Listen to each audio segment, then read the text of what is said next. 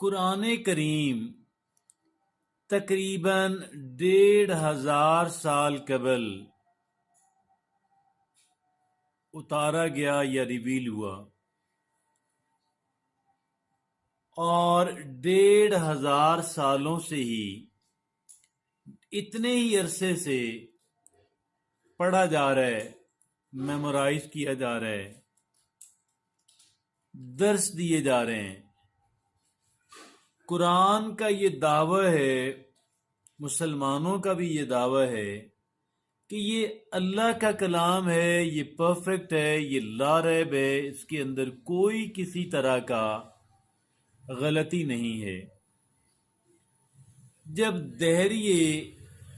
اللہ کی ذات پہ بلیو نہ کرنے والے یا کسی دوسرے مذہب کے پیروکار مگر اسلام کے مخالف جب وہ یہ کلیم سنتے ہیں تو ان کے ذہن کے اندر آتا ہے کہ میں قرآن کی غلطیاں نکالوں گا، مجھے شہرت ملے گی، اور اسلام مخالف قوتیں مجھے سونے سے تول دیں گی، میں ان کا سب سے بڑا ہیرو بن جاؤں گا۔ یہ سوچتے ہوئے بہت سارے غیر مسلم اسکالرز نے قرآن کو ریڈ کرنا شروع کیا، اور ریڈ کرتے رہے بڑا کریٹیکلی ریڈ کرتے رہے۔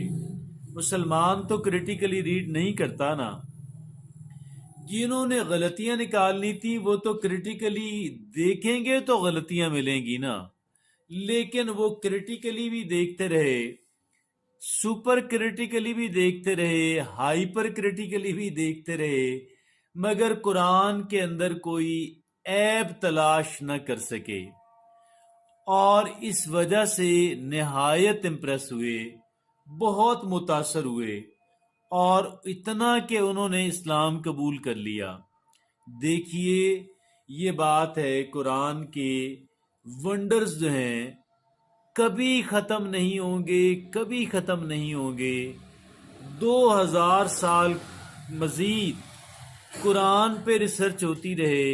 نئی سے نئی باتیں، نئے سے نئے ونڈرز، نئی سے نئی دریافت جو ہیں وہ سامنے آئیں گی، اور آج بھی قرآن کے بہت سارے سائنسی حقائق جو ہیں قرآن کے اندر یہ پائے جا چکے، اور